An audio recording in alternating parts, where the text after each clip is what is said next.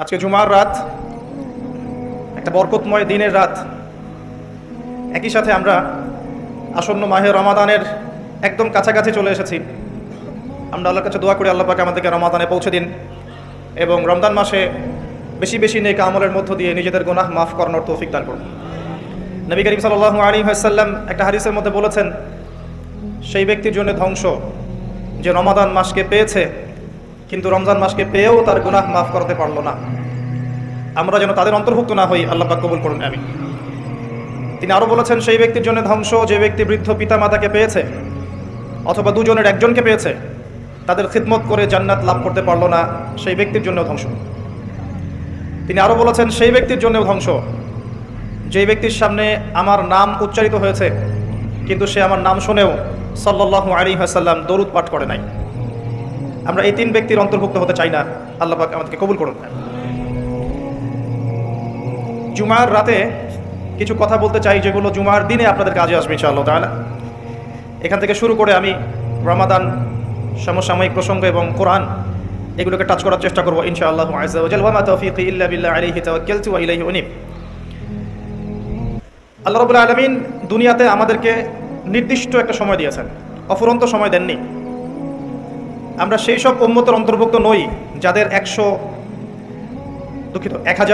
2000, 5000 বছর হায়াত থাকতো, আমরা তাদের অন্তর্ভুক্ত নই। আমাদের উম্মতের মধ্যে সর্বোচ্চ দেখা যায় 60 বছর, 70 বছর, 100 বছর কোনো মানুষ বাঁচে, বেশিরভাগ মানুষ। এই জন্যে আল্লাহ রাব্বুল আলামিন আমাদের জন্যে, উম্মতে মুহাম্মাদির জন্য এমন কিছু বিশেষ মাস, বিশেষ দিন, বিশেষ রাত, বিশেষ মুহূর্ত রেখেছেন যখন অল্প ইবাদত করলে আমরা প্রচুর নেকির অধিকারী হতে পারব। ঠিক তেমনি রমাদান মাস এরকমই একটা মাস, জুমার দিন রাত এরকমই একটা দিন রাত, লাইলাতুল কদর এমনই একটা রাত। এই বিশেষ সময়গুলোতে মুসলিমরা যদি ইবাদতে লিপ্ত হয়, তারা হাজার হাজার মাস এবং বছর বেঁচে থাকলে যে ইবাদত করতে পারতো তার চেয়ে বেশি নেকি পাবে ইনশাআল্লাহ। জুমার দিনে কিছু কথা আপনাকে বলবো যেগুলো আপনার জুমাকে আলোকিত করবে ইনশাআল্লাহ তাআলা। 1 নাম্বার, সকাল সকাল জুমার সালাতে যাবেন। এই হাদিসটা আপনার জন্য। নবী সাল্লাল্লাহু আলাইহি ওয়াসাল্লাম বলেছেন, যে ব্যক্তি জুমার দিনে সকাল সকাল গোসল করে, সকাল সকাল গোসল করে, ফরজ গোসলের মতো গোসল করে, উত্তম কাপড় পরিধান করে, তার সবচেয়ে সেরা কাপড়টা পরে। আমরা মসজিদে যাওয়ার সময় সবচেয়ে সেরা কাপড়টা পরতে চাই না। আমরা বাজারে যাওয়ার সময়, পার্টিতে যাওয়ার সময়, বড় কোনো ব্যক্তিত্বের সাথে দেখা করার সময় আমরা উত্তম কাপড় পরি, মসজিদে পড়তে চাই না। এটা সরাসরি সুন্নতের খেলাফ। মসজিদে যাওয়ার সময় উত্তম কাপড় পরতে হবে, আল্লাহ পাক তৌফিক দান করুন। যে ব্যক্তি জুমার দিন সকাল সকাল গোসল করে এবং উত্তম কাপড় পরিধান করে, আতর খুশবু ব্যবহার করে এবং পায়ে হেঁটে মসজিদে যায়, বাহনে চড়ে নয়, পায়ে হেঁটে মসজিদে যায়, মসজিদে আগে আগে প্রবেশ করে, কারণ মসজিদের দরজায় ফেরেশতারা থাকেন, তারা লিপিবদ্ধ করতে থাকেন কে প্রথমে ঢুকলো। যে সবার আগে মসজিদে ঢোকে তার আমল নামায় একটা উট কুরবানির নেকি লিখে দেওয়া হয়। যে তারপরে ঢোকে তার আমল নামায় একটা গাভী কুরবানির নেকি দেওয়া হয়, তারপরে একটা খাসি, তারপর একটা ছাগল, তারপর একটা মুরগি, তারপর একটা ডিম ইত্যাদি। এভাবে আস্তে আস্তে আস্তে আস্তে নেকি কমতে থাকে। যখন ইমাম খুতবা শুরু করে তখন ফেরেশতারা খাতা বন্ধ করেন, বন্ধ করে বসে পড়েন, তারাও খুতবা শুনতে বসে পড়েন। আর সায়েন্স যদি আমাদেরকে বলে এই ফেরেশতাকে তো আমরা পরীক্ষা নিরীক্ষা, যুক্তি, বিজ্ঞান, দর্শন দিয়ে প্রমাণ করতে পারি না, তাই এর কোনো অস্তিত্ব নেই, এটা মানতে আমরা বাধ্য নই। কারণ সব কিছুকে আপনি পরীক্ষা নিরীক্ষা, যুক্তি, বিজ্ঞান, দর্শন দিয়ে ল্যাবে বসে প্রমাণ করতে পারবেন না। মালায়েকাকে বিশ্বাস করতে হয়, এটা ঈমানের একটা অঙ্গ, ঈমানের একটা পিলার। মালায়েকা বসে পড়েন, ফেরেশতারা বসে পড়েন। এই মাহফিলের চতুর্দিকে আল্লাহ পাকের অসংখ্য রহমতের ফেরেশতা আছেন, এটাকে বিশ্বাস করেন? এখন বিজ্ঞান যদি আপনাকে বলে না বিশ্বাস করি না কারণ চোখে তো দেখা যাচ্ছে না, কি উত্তর দিবেন? এখনকার বিশ্বের পুরো শিক্ষা দর্শনটাই এমন, চোখে না দেখলে বিশ্বাস করব না, পরীক্ষা নিরীক্ষা পর্যবেক্ষণের মাধ্যমে গবেষণাগারে প্রমাণ না করতে পারলে বিশ্বাস করব না। এটা সরাসরি একটা শিরকি দর্শন। যদি কেউ এই এপিস্টেমোলজিতে বিশ্বাস করে, এরপরে নামাজ, রোজা, হজ, যাকাত কবুল হবে কিনা সন্দেহ আছে, কারণ ঈমানের পিলারই সে বিশ্বাস করে না। আল্লাহকে দেখা যায় না, আমরা কি বিশ্বাস করি? মালায়েকাকে দেখা যায় না, আমরা কি বিশ্বাস করি? আসমানি কিতাবগুলোকে তো আমরা দেখি নাই, আগেরগুলো দেখেছেন? বিশ্বাস করেন সবগুলো আল্লাহর পক্ষ থেকে এসেছিল? নবী রাসূলগণকে দেখেছেন? আমরা তো মুহাম্মদ সাল্লাল্লাহু আলাইহি ওয়াসাল্লামকেও দেখিনি, বিশ্বাস করি না? পরকালের জীবন, ওয়াল ইয়াউমিল আখির, এই যে কবর, মউত, জান্নাত, জাহান্নাম, মিজান, পুলসিরাত দেখেছি, বিশ্বাস করি? তাকদীরের ভালো মন্দ, ওয়াল কদরি খায়রিহি ওয়া শাররিহি, দেখেছেন কখনো? বিশ্বাস করেন? তাহলে একজন মুসলিমের ইমানের 6টা মৌলিক পিলার হচ্ছে অদৃশ্য বিশ্বাস। আলিফ লাম মিম যালিকাল কিতাব লা রাইবা ফিহি হুদাল লিল মুত্তাকিন। মুত্তাকি কারা? যাদের জন্য এই কিতাব, যে কিতাবে কোনো সন্দেহ নাই। মুত্তাকি 1 নম্বর বৈশিষ্ট্য হচ্ছে আল্লাযীনা ইউমিনুনা বিল গায়ব, যারা অদৃশ্যে বিশ্বাস করে। এই যে অদৃশ্য বিশ্বাস, আপনার ইমানের 6টা পিলার সবই অদৃশ্য বিশ্বাস। বিশ্বাস করেন? কিন্তু বিজ্ঞান যদি বলে, যুক্তি দর্শন এরা যদি বলে না, যা চোখে দেখি না তা বিশ্বাস করবো না, কি উত্তর দিবেন? কি উত্তর দিবেন সেটা ভালো করে আপনি ভাবেন। আমার উত্তর আমার কাছে আছে, আপনি চিন্তা করেন কি উত্তর দিবেন। পুরো শিক্ষা দর্শনই এমন, যেটা চোখে দেখা যায় সেটা বিশ্বাস করি, পরকাল তো দেখা যায় না, বিশ্বাস করবো কেন? লান নুমিনা লাকা হাত্তা নারাল্লাহা জাহরা। মনে আছে কোন কওম এই কথাটা বলেছিল? মনে আছে কোন কওম বলেছে লান নুমিনা লাকা হাত্তা নারাল্লাহা জাহরা? কে বলেছে? এইভাবে তো আল কোরআনের আলো ঘরে ঘরে চলবে না। শুধু স্লোগান দিলে তো হবে না ভাই, প্রত্যেকটা ঘরে একজন করে কোরআনওয়ালা মানুষ তো থাকতে হবে, নাকি? ঠিক না ঠিক? প্রত্যেকটা ঘরে একজন করে অন্তত কোরআনওয়ালা মানুষ লাগবে, তখন দেখবেন অটোমেটিক আল কোরআনের আলো ঘরে ঘরে চলে গেছে ইনশাআল্লাহ তাআলা। আর যদি এই মানুষ তৈরি করতে না পারি, শুধু স্লোগান দিয়ে আইওয়াস শোডাউন করে ইসলামের কোনো খেদমত হবে না। আমরা বাস্তবতায় বিশ্বাস করি না, না আবেগে বিশ্বাস করি? বাস্তবতা। আসুন, এটা বলেছিল বনু ইসরাইল, নবী মূসা আলাইহিস সালামকে বলেছিল লান নুমিনা লাকা, হে মূসা আমরা তোমাকে বিশ্বাস করব না, লান নুমিনা কখনো বিশ্বাস করব না, হাত্তা নারাল্লাহা জাহরা, যতক্ষণ আল্লাহকে স্পষ্ট দেখতে পাচ্ছি। এখনকার দর্শনটা এমন না? সূরা বাকারার মধ্যে আছে প্রথম দিকে। তো মালায়েকায় বিশ্বাস করি তো আমরা, এই পুরো জায়গাটা আল্লাহর ফেরেশতারা ঘিরে রেখেছেন, বিশ্বাস করেন? সুবহানাল্লাহ। শুধু তাই নয়, আল্লাহ পাকের কাছে যেই ফেরেশতারা আছেন তাদের সামনে আল্লাহ পাক এই মানুষগুলোকে নিয়ে গর্ব করছেন এখন, যারা দুনিয়ার সব ফিকির বাদ দিয়ে শুধু আল্লাহর দ্বীনের কথা শোনার জন্য, আমল করার জন্য খালেস নিয়াতে একত্রিত হয়েছে। আল্লাহ পাক তাদেরকে কবুল করুন, আমিন। মালায়েকারা খাতা বন্ধ করে বসে পড়েন, এবং এরপরে যারা আসে, মসজিদে খুতবা শুরু হওয়ার পরে যারা আসে, তারা জুমার সালাত ধরতে পারে, কিন্তু আগে আসার উট কোরবানি, গরু কোরবানির নেকি তারা পায় না। খাতা তো বন্ধ হয়ে গেছে, এরপরে তো খাতায় আর নাম থাকলো না। নবী সাল্লাল্লাহু আলাইহি ওয়াসাল্লাম কি বলছেন?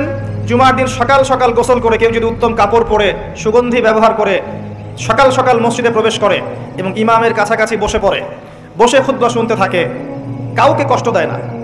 কষ্ট দেয় না মানে কেউ যদি কথা বলে তাকে এতটুকু বলে না যে তুমি চুপ করো, একদম চুপচাপ সে নীরবে ইমামের খুতবা শুনতে থাকে দিলের কান দিয়ে। এরপর ইমামের সাথে 2 রাকাত নামাজ পড়ে, ফরজ নামাজ।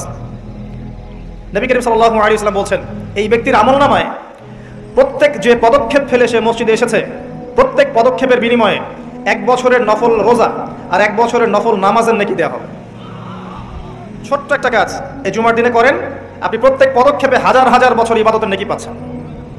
আল্লাহ পাক চাইলে এটাকে 10 দিয়ে গুণ করতে পারেন, রমজান মাসে 70 দিয়ে গুণ করতে পারেন, 700 দিয়ে গুণ করতে পারেন, আল্লাহ ইখলাস দেখলে অসীম সংখ্যা দিয়েও গুণ করতে পারেন, যা আমরা জানি না।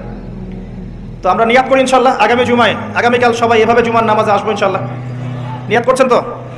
আল্লাহ পাক কবুল করুন, আমিন। এটা একটা কাজ জুমার দিনে। 2 নম্বর কাজ, জুমার দিনে 5 ওয়াক্ত নামাজ জামাতে পড়ার চেষ্টা করতে হবে।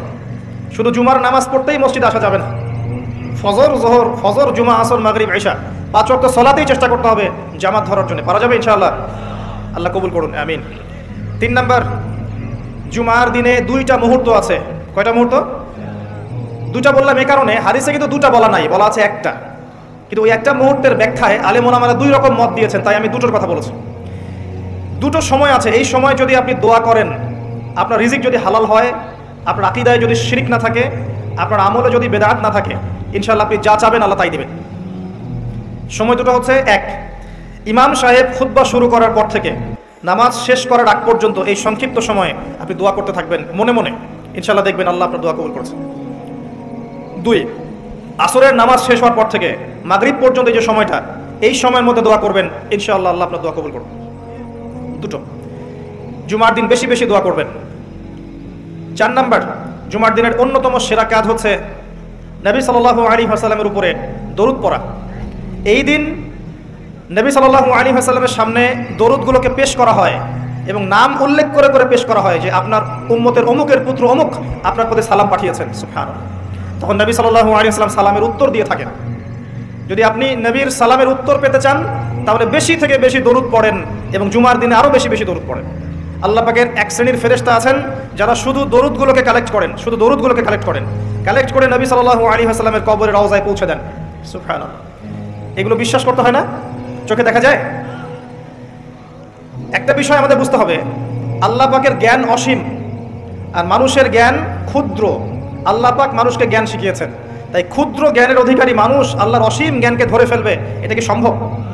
এই কারণে এই গায়েবের বিষয়গুলো আমরা বুঝতে পারি না। আল্লাহ পাক বলেছেন বিশ্বাস করতে হবে। সামি'না ওয়া আতা'না, শুনলাম মানলাম। এক শ্রেণীর শ্রোতা আছে যারা বলে শুনলাম মানলাম, সামি'না ওয়া আতা'না, আল্লাহ পাক তাদেরকে প্রশংসা করেছেন। আরেক শ্রেণী আছেন বলে সামি'না ওয়া আসাইনা, শুনলাম কিন্তু মানবো না, এদেরকে আল্লাহ পাক ধ্বংস করবেন। জুমার দিন আরেকটা অন্যতম কাজ, সেটা হচ্ছে আর কিছু করেন না করেন, কোরআনের আর কিছু পড়েন না পড়েন, জুমার দিন সূরাতুল কাহফ অবশ্যই তেলাওয়াত করবেন, অন্যথায় আপনি দাজ্জালের ফিতনা থেকে বাঁচতে পারবেন না। এই পৃথিবীতে এখন যতগুলো ফিতনা চলছে, হোক সেটা শিরকের ফিতনা বা বেদাতের ফিতনা বা হারাম রিজিকের ফিতনা বা মহিলাদের ফিতনা বা বেপর্দা বা সুদ, আপনার ঘুষ, আপনার জেনা, আপনার ব্যভিচার, আপনার যে সমকামিতা, আপনার ধর্ষণ, হত্যা, রাহাজানি, ছিনতাই যা চলছে, এই পৃথিবীতে যত ফিতনা চলছে সবগুলো ফিতনাকে একত্রিত করলেও দাজ্জালের ফিতনার সমান হবে না। আমি কি বুঝাতে পারছি ভাই? এই মহা ফিতনা থেকে আপনাকে বাঁচাবে একটা সূরা মাত্র, অনলি একটা সূরা। তার নাম কি? সূরাতুল কাহফ। নবী করিম সাল্লাল্লাহু আলাইহি ওয়াসাল্লাম মক্কায় দিন প্রচার করছেন এবং তার বিরোধিতা করছে কাফের মুশরিক কুরাইশরা। তাদের কাছে ধর্মতাত্ত্বিক কোনো দলিল ছিল না, তারা দলিল খুঁজতে চলে গেল ইয়াসরিব, মদিনায় ইহুদিরা থাকতো। সেখানে গিয়ে ইহুদিদেরকে জিজ্ঞাসা করছে, আমাদেরকে এমন কিছু শিখিয়ে দাও যেটা দিয়ে আমরা মুহাম্মদ সাল্লাল্লাহু আলাইহি ওয়াসাল্লামকে চ্যালেঞ্জ করতে পারি। তখন ইহুদিরা শিখিয়ে দিল, তাকে গিয়ে 3টা প্রশ্ন করবে। কয়টা প্রশ্ন? এই 3টা প্রশ্নের উত্তর যদি সে দিতে পারে, নিঃসন্দেহে সে একজন নবী, কোনো সন্দেহ নাই। আর যদি এই 3টার উত্তর দিতে না পারে, বুঝে নিবে সে মিথ্যাবাদী, সে নবী নয়। কত বড় প্রশ্ন তাহলে! কারা শিখিয়ে দিল? ইহুদিরা। 1 নাম্বার, তাকে গিয়ে জিজ্ঞাসা করবে আসহাবুল কাহফের কি হয়েছিল, গুহাবাসী যুবকদের কি হয়েছিল। 2 নাম্বার, তাকে গিয়ে জিজ্ঞাসা করবে যে যুলকারনাইন বাদশাহ, যে পৃথিবীর পূর্ব থেকে পশ্চিম পর্যন্ত শাসন করেছে, তার কি হয়েছিল। এবং 3 নাম্বার, তাকে জিজ্ঞাসা করবে আত্মা কাকে বলে, রূহ কাকে বলে। যদি উত্তর দিতে পারে সে নিঃসন্দেহে নবী, যদি না পারে বুঝে নিবে সে নবী নয়। তারা চলে আসলো, নবী সাল্লাল্লাহু আলাইহি ওয়াসাল্লাম কাবা ঘরের সামনে ছিলেন। তাকে জিজ্ঞাসা করলো, হে মুহাম্মদ সাল্লাল্লাহু আলাইহি ওয়াসাল্লাম, বলো তুমি যদি নবী হয়ে থাকো তাহলে বলো এই 3টার উত্তর কি। নবী করিম সাল্লাল্লাহু আলাইহি ওয়াসাল্লাম বললেন, আগামীকাল এসো তোমাদেরকে বলে দিব। আগামীকাল এসো তোমাদেরকে বলে দিব। তিনি একটা শব্দ বলতে ভুলে গিয়েছিলেন, কি সেটা? ইনশাআল্লাহ। আল্লাহ পাক নবীদের ছোট ছোট ভুল ধরতেন। যে যত বড় মুমিন হবে তার ভুল তত বেশি দেখা হয়, তাই না? দেখবেন একজন মানুষ দিনের জন্য কিছুই করেনি সারা জীবন, তার পিছনে মানুষ ব্যস্ত হবে না। যে তার পুরো জীবন যৌবন দিনের জন্য ঢেলে দিচ্ছে, তার পিছনে মানুষ লেগে থাকবে। এমন না ব্যাপারটা? নামাজ পড়ে না, তাকে দেখবেন তাকে নিয়ে খুব একটা মাথা ব্যথা নাই। যে 5 ওয়াক্ত নামাজ পড়ে, নামাজ একটু ভুল হচ্ছে, ওকে নিয়ে মাথা ব্যথা। আমাদের সাইকোলজি এরকম। তো নবী সাল্লাল্লাহু আলাইহি ওয়াসাল্লামের এই ভুলে যাওয়াটাকে আল্লাহ পাক সংশোধন করার জন্য এবং আমাদেরকে শিক্ষা দেওয়ার জন্য আল্লাহ পাক এটাকে ধরলেন এবং কিছু সময় ওহী বন্ধ হয়ে গেল, অল্প সময়। এদিকে মক্কার কুরাইশরা তো উৎফুল্ল, সে তো বলেছিল আগামীকাল উত্তর দিবে, এখন উত্তর দিতে পারছে না। আর নবী সাল্লাল্লাহু আলাইহি ওয়াসাল্লাম ভেবেছিলেন যে জিবরাইল আলাইহিস সালাম তো তার কাছে আসেন, আসলে জিজ্ঞাসা করলেই তিনি বলে দিবেন। আল্লাহ পাক সূরা কাহফের 23 এবং 24 নম্বর আয়াত নাজিল করলেন কয়েকদিন পর। আয়াতটা হচ্ছে ওয়ালা তাকুলান্না লিশাইইন ইন্নী ফাইলুন যালিকা গাদান ইল্লা আন ইয়াশা আল্লাহ। হে নবী মুহাম্মদ সাল্লাল্লাহু আলাইহি ওয়াসাল্লাম, আপনি কোশ্চিন কালেও বলবেন না যে আমি আগামীকাল কিছু করব ইনশাআল্লাহ বলা ব্যতীত। এই শিক্ষাটা কাকে দিচ্ছেন আল্লাহ পাক? শুধু তাকে না, আমাদেরকেও। কিয়ামত পর্যন্ত এই শিক্ষা থাকবে না? থাকবে। অতএব ইনশাআল্লাহ দিয়ে আপনি আল্লাহ অনুগত সভ্যতা এবং আল্লাহ বিরোধী সভ্যতাকে চিহ্নিত করতে পারবেন। আল্লাহ বিরোধী সভ্যতা কখনো ইনশাআল্লাহ বলে না। বলে? ওই নেটো কি ইনশাআল্লাহ বলে কখনো? জিউসরা বলে, ও পশ্চিমারা বলে। এবং ওদের ধাঁচে যারা নিজেদের মানসিকতা তৈরি করেছে এরাও কখনো ইনশাআল্লাহ বলবে না। বলবে না। কিন্তু আল্লাহর বান্দারা বলবে ইনশাআল্লাহ আমি আগামীকাল করব, তাই বলবে না? ইনশাআল্লাহ। যদি আল্লাহ চান, একটা হাদিসে এসেছে যে ইনশাআল্লাহ যখন কেউ বলে কোনো কাজ করার আগে, তার ওই কাজটা সুসম্পন্ন করার দায়িত্ব আল্লাহ পাক নিজে নিয়ে নেন। একটা হাদিস শোনাই, সুলাইমান আলাইহিস সালাম, তার 100 জন স্ত্রী ছিল। কতজন? এখন পশ্চিমারা আমাদেরকে শেখায় যে বহু বিবাহ ভালো না, ইসলামে 4টা বিয়ের কথা বলা আছে। ইসলাম কত অমানবিক ধর্ম, এগুলো শেখায় না? শেখায়। সুলাইমান আলাইহিস সালাম কাদের নবী? বনু ইসরাইলের নবী, যিনি এই জেরুজালেম থেকে সারা বিশ্ব শাসন করেছিলেন। তার পিতা দাউদ আলাইহিস সালামও সারা বিশ্ব শাসন করেছেন এই জেরুজালেম থেকেই। পরবর্তীতে তিনি দাউদের পুত্র সুলাইমান আলাইহিস সালাম, তিনি আরো বেশি ক্ষমতা নিয়ে বিশ্ব শাসন করেছেন। জিনরাও তার অনুগত ছিল। তিনি পশু পাখির ভাষা বুঝতেন, এমনকি পিঁপড়ার ভাষা পর্যন্ত বুঝতেন। সুবহানাল্লাহ। বাতাসে ফ্লাই করতে পারতেন। জানেন আপনারা? সুলাইমান আলাইহিস সালামের 100 জন স্ত্রী, তিনি বলছেন আজকে আমি আমার সব স্ত্রীর কাছে যাব এবং প্রত্যেকের গর্ভ থেকে একটা করে সন্তান আসবে এবং এই সন্তানটা আল্লাহর পথের মুজাহিদ হবে। তিনি একটা কথা বলতে ভুলে গেলেন। কি? নবী সাল্লাল্লাহু আলাইহি ওয়াসাল্লাম বলছেন যে কোনো স্ত্রী সন্তান জন্ম দেয়নি, একজন স্ত্রীর গর্ভে একটা সন্তান এসেছিল, সেটা আপনার প্রিম্যাচিউর, যেটাকে আমরা বলি প্রিম্যাচিউর বেবি, মানে হ্যাঁ বিকলাঙ্গ না শব্দটা আসলে, মানে ম্যাচিউর না, আমাদের মতো সুস্থ না, সুস্থ সবল না, এবং সেও পরবর্তীতে বাঁচেনি আর কি। তো নবী সাল্লাল্লাহু আলাইহি ওয়াসাল্লাম বলছেন ওই দিন যদি সুলাইমান আলাইহিস সালাম ইনশাআল্লাহ বলতেন তাহলে তার কথাই সত্য হতো। ইনশাআল্লাহ ক্ষমতা বুঝতে পারছেন? যাই হোক, আল্লাহ পাক এই আয়াত নাজিল করার পরে নবী সাল্লাল্লাহু আলাইহি ওয়াসাল্লামকে এই 3টা প্রশ্নের উত্তর জানিয়ে দিলেন। আসহাবুল কাহফের কি হয়েছিল আপনি এই সূরার প্রথম দিকে পাবেন, প্রথম 2 পৃষ্ঠার মধ্যেই পাবেন। যুলকারনাইন বাদশার কি হয়েছে এটা এই সূরার শেষের দিকে গিয়ে পাবেন। 3 নাম্বার রূহ কাকে বলে এটা আপনি এই সূরায় পাবেন না। এটা কোথায় আছে? শুকরান, সূরা বনী ইসরাঈলে আছে। এখানে একটা মেসেজ আছে, 2টার উত্তর একখানে আরেকটা অন্য জায়গায় কেন? আমাদের বুঝ হচ্ছে এটাই যে সূরা কাহফকে বুঝতে হলে আপনার আরেকটা সূরার সহযোগিতা লাগবে, তার নাম সূরা বনী ইসরাঈল। আপনি সূরা বনী ইসরাঈলটা পড়েন, এখানে ইহুদিদের ব্যাপারে অনেক কিছু আছে এবং সূরা কাহফ আর বনী ইসরাঈলের মধ্যে অনেক আয়াতে মিলও আছে। দুটো একটা পেয়ার, যেমন সূরা ফালাক নাস একটা পেয়ার না? পেয়ার বলছেন জোড়া, জোড়া। সূরা ফালাক নাস একটা পেয়ার না, জোড়া না? সূরা কাফিরুন, সূরা ইখলাস একই রকম একটা পেয়ার না?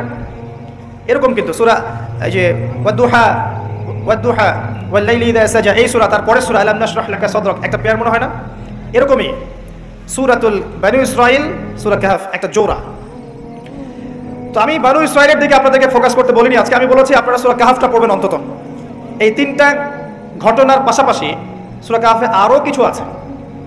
সূরা কাহফে 2 জন ব্যক্তির ঘটনা আছে, যেই 2 জন ব্যক্তির মধ্যে একজন ধনী ছিল আর একজন গরিব ছিল। ধনী বন্ধু বস্তুবাদী ছিল, দুনিয়াদার এবং আল্লাহ বিরোধী, আর গরিব বন্ধু ছিল আল্লাহওয়ালা মানুষ, দুনিয়াদার না আল্লাহওয়ালা মানুষ। আল্লাহ পাক এই 2 বন্ধুর কথোপকথন এবং ধনী বন্ধুর কি পরিণতি হয়েছে শেষমেশ এটা এই সূরার মধ্যে বলেছেন। এটা একটা চমৎকার গল্প। ঠিক ধনী বন্ধু এবং গরিব বন্ধুর গল্প বলার পরে আল্লাহ পাক দুনিয়ার জীবনের উদাহরণ দিয়েছেন। দুনিয়ার জীবনটাও ঠিক এমনই, ঠিক ধনী বন্ধুটা দুনিয়াকে যেমন ভেবেছিল দুনিয়াটা এমনই। যাই হোক, এই সূরা আরও আছে ইয়াজুজ আর মাজুজের কথা, নাম শুনেছেন? শেষ জামানায় বিশাল একটা ফিতনা আসবে, তার নাম কি? ইয়াজুজ আর মাজুজ। ওরা না আসা পর্যন্ত কিয়ামত হবে না। আর আমরা দেখতে পাচ্ছি অলরেডি কিছু সভ্যতার মধ্যে তাদের খাসলত বা চরিত্র দেখা যাচ্ছে। আমি বলছি না যে ওরাই ইয়াজুজ মাজুজ, এটা বলছি না, স্বভাব চরিত্র বলছি। কি চরিত্র? ইন্না ইয়াজুজ ওয়া মাজুজ মুফসিদুনা ফিল আরদ। ইয়াজুজ আর মাজুজ সম্পর্কে 2টা আয়াত আছে মাত্র কোরআনে, মাত্র 2টা। একটা সূরা আম্বিয়ার মধ্যে, আরেকটা হচ্ছে সূরা কাহফের মধ্যে। সূরা কাহফে আল্লাহ পাক বলেন ইন্না ইয়াজুজ ওয়া মাজুজ মুফসিদুনা ফিল আরদ। ইয়াজুজ আর মাজুজের চরিত্র হচ্ছে তারা দুনিয়াতে ফিতনার ফাসাদ সৃষ্টি করেছে। কি করেছে? তাহলে যারা এখন সারা বিশ্বব্যাপী ফিতনার ফাসাদ সৃষ্টি করছে তাদের চরিত্র কার সাথে তুলনা করা যায়? এটা কি অপরাধ হবে? এই সূরার মধ্যে এটা আছে। এই সূরার মধ্যে আরও আছে একটা বিশাল ঘটনা এবং সবচেয়ে ইম্পর্টেন্ট ঘটনা, সেটা হচ্ছে নবী মূসা আলাইহিস সালাম এবং খিদর আলাইহিস সালামের ঘটনা। নবী মূসা আলাইহিস সালাম ভাষণ দিচ্ছিলেন এবং জনগণের মধ্যে একজন বললেন, আপনি তো অনেক চমৎকার ভাষণ দিচ্ছেন, আপনার চেয়ে কোনো জ্ঞানী মানুষ কি আছে? নবী মূসা আলাইহিস সালাম বলেছেন, না, নেই। আল্লাহ পাক ধরলেন, ওই যে নবীদের ভুল আল্লাহ পাক ধরেন, তোমার চেয়ে জ্ঞানী মানুষ আছে, আমার আরেকজন বান্দা, তার নাম খিদর, সে তোমার চেয়ে অনেক বেশি জ্ঞানী। নবী মূসা আলাইহিস সালাম বললেন, আমি তার সাথে মিট করতে চাই, কোথায় তাকে পাবো? আল্লাহ পাক বললেন, একটা মাছ নাও, মাছ, এই মাছটা যেখানে গিয়ে জীবন্ত হয়ে যাবে এবং যেখানে 2টা সাগর মিলিত হবে এখানেই তুমি তাকে পাবে। তিনি সফর করা শুরু করলেন, সফর করতে করতে ক্লান্ত হয়ে পড়লেন, রাস্তা ভুল করলেন। তার সঙ্গীকে বললেন, খাবার নিয়ে আসো। তার সঙ্গীর নাম ছিল ইউশা বিন নুন, যিনি পরবর্তীতে নবী হয়েছিলেন। তিনি বললেন, খাবার তো নাই, মাছ তো জীবিত হয়ে চলে গেছে মাছের পানির মধ্যে, আমি আপনাকে বলতে ভুলে গিয়েছিলাম। নবী মূসা আলাইহিস সালাম বলছেন, বলো কি? ওই জায়গায় তো সেই জায়গা যেখানে আমি তাকে পাবো, চলো সেখানে। আবার ফিরে আসতে হলো সেই জায়গায়। এসে দেখলেন পাথরের উপর একজন ব্যক্তি বসে আছেন, তার নাম খিদর বা শ্যামল। খেদের মানে শ্যামল, তিনি যেখানে বসতেন সেই জায়গা সবুজ শ্যামল হয়ে যেত। তাকে আল্লাহ পাক তার পক্ষ থেকে জ্ঞান শিক্ষা দিয়েছিলেন। ওয়াল্লামনাহু মিন লাদুন্না ইলমা।